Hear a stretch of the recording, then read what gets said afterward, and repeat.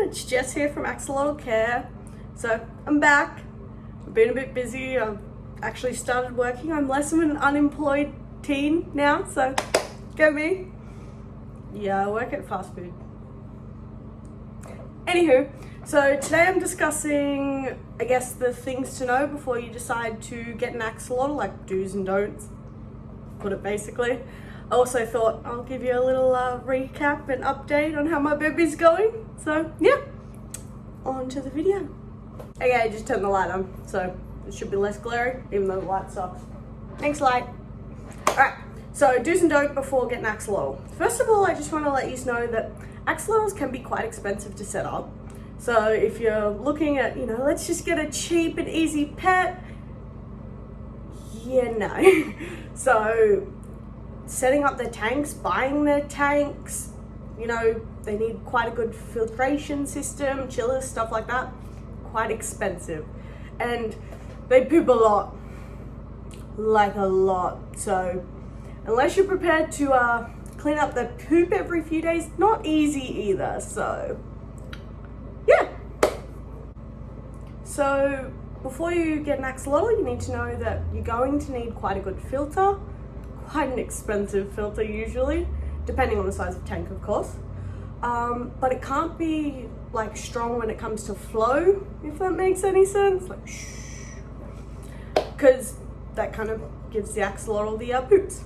So yeah, you're going to need a good filter, so you don't have to do water changes every day, because that would be really, really annoying. Second of all, as I've said before, I'll put a link down in the description to how to chill your axolotl tank, but you will need a chiller most likely, depending on where you live, of course. But here in Australia, it doesn't matter what I try to do to cool their tanks, they're hot. Summer's hot, the water's hot, they don't like it. So I had to buy a chiller. My chiller actually was surprisingly cheap, and that was like $600, so expensive as all hell. Along with that, so when we go to decorate their tank, you need your hides. That's very, very important. Along with that is my limbless Lucy. Hello. Is that now? You don't want to talk to us? I'll show you Lucy later. She's a bit adorable. You made me lose my train of thought, Lucy. Frustration. Decor. Alright, so when you're decorating your axolotl tank, you can either go live plants, or I've just got fakies here because live plants are a lot of work. And I'm lazy, so I don't go live plants. But yeah, either or, whatever floats your boat. You want some plants in there, you want some hides, like a little cave, or like that pot thing. I don't know why I like the pot, it's like this big. But they're like, yeah, I'm gonna chill in my pot. Anywho, so hides, plants, substrate. You cannot, axolotl rule number 1, do not use small gravel. They will eat it. They are stupid. I love you, babies, but they're stupid and they eat it. It can kill them. They eat it, really harms their digestive tract. And yeah, so when we actually got Noodles, he was basically pooping out stones for about a month because the pet store that had him on small stones. So go them. Look after your animals. Pet stores annoy me. Okay, so now I've got to cycle our tank. Cycle your tank, people. You don't want to kill your animals. You just spend a lot of money on making sure you can own them. Why would you want to kill them? So test your tank.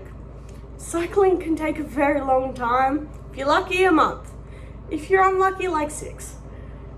But that's really, really unlucky. But it can take a very, very long time. So, if you're prepared to just tub your axolotl and do daily water changes on that, be my guest. Otherwise, maybe think about waiting a little bit to buy your axolotl before you, have your tank cycled. You can get test kits and stuff like that to test your water. You need your pH, your ammonia, nitrates. So very important, because ammonia, it actually causes burns on axolotls and again can kill them. If you don't have the money to get a testing kit, it's really frustrating, but you can actually go to your local pet store and, oh, at least my local pet store does it, and they'll actually test your water for you if you bring it in a little bottle or whatever floats your boat. Okay, so another thing when it comes to having axolotls, some people are like, woo, we'll get a really big tank, we'll put some axolotls there, get some fish, it'll look amazing. No, bad idea. So some people actually put feeder fish in their axolotl tank. I don't personally like that. It freaks me out because the fish can nip at the axolotl's gills, which isn't nice for your axie. And there actually have been some cases where the axolotl has tried to eat the fish and it's got stuck in their gills, which must be really, really painful for the poor buggers. And I wouldn't like to do that to any of my bubbers. So if you do want to, you know, have more things in your axolotl tank, just get more axolotls. But that does come with a condition. So axolotls like floor space. So 2 foot for your first axolotl. You don't want to put it in this piddly little tank. It's going to hate you. It's going to have a crappy life. So just don't be mean to your little axies.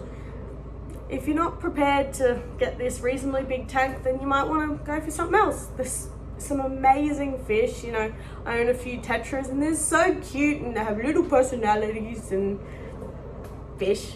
So, you know, if you know you're not ready to get this big long tank, maybe go for some other options, because there are some amazing fish and stuff like that can live in reasonably smaller, or not small, but smaller tanks than the axies do.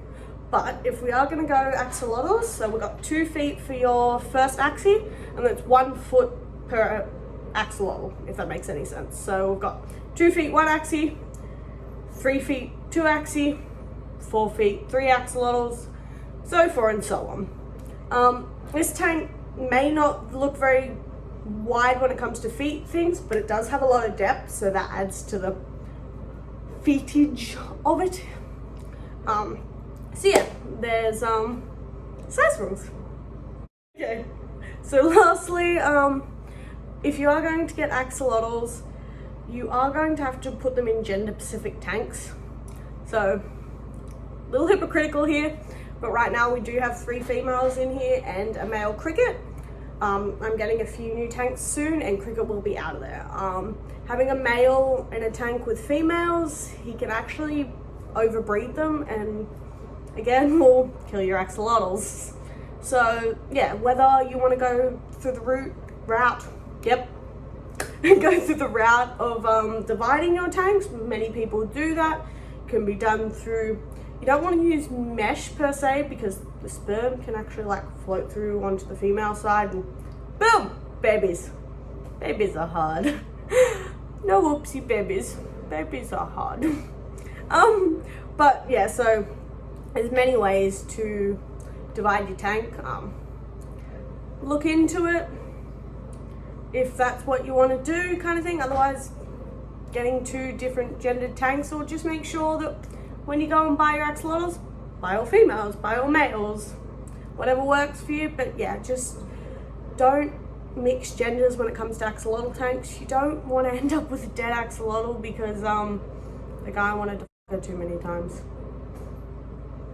It's definitely an interesting end, but I think it'd break my little heart. So yeah, I'm getting cricket out there ASAP. 1, I love McNugget and I don't want her to die. 2, I'm sick of oopsie babies. Even though it happened once, but they have a lot of babies. So I said I'd show you limbless Lucy. Say hello, Lucy. She's got an omeless, fuck. There you go. Hello. Yeah, apparently she's just gonna stare at us. Go. Anyway, this is Lucy. And what's this? You gonna say hello? Num num num num. Num num num num. Yes, I'm weird. I know. Noodles is almost friendly, as you can tell. He likes our company. And then there's Cricket at the back. And baby mama is hiding in shame. She's still a little bit of trouble. But I can't be cranky at her because the babies are so cute. Anyway, if you want to see my babies, I'm going to show you in a hot minute. So you're going to have a blinding light, but I really can't show you without the light. So here's some of our babies.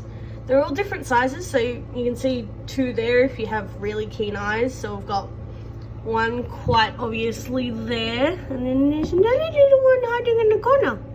But they're all very different sizes, as you might be able to see here, because they take about a week to hatch. So you'll have a first lot and they'll kind of slowly just hatch over time. But yeah, every time I check on them, I seem to have more. So I've still got all their eggs and stuff like that in here, just seeing if we're going to get more of them. And yeah.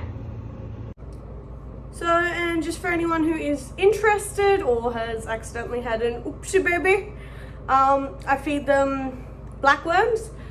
I've heard brine shrimp are really well, but I don't have the time to set up a brine shrimp hatchery or the funds really. So I've just been buying black worms. I got mine from my local aquarium store. So if that's feasible for you, they eat a lot though. So I fed them twice today.